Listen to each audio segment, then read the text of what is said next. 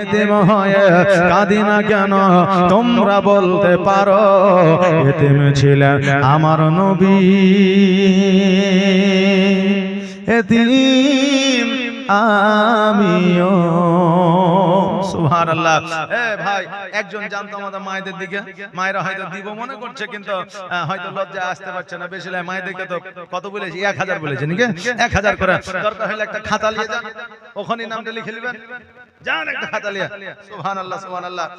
এই দেখেন আর বেশি নয় 5টা মিনিট একটু করেন তো যান যান যান একটু জলদি করে যান খাতা নিয়ে যান সুবহানাল্লাহ জাযাকাল্লাহ মাশাআল্লাহ।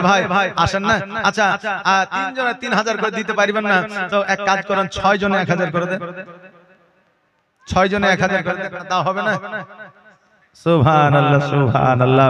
আজকে আমার নবী বলেছেন কেউ যদি মাদ্রাসাতে একখানা ইট লাগায়া দেয় তো কাল কিয়ামত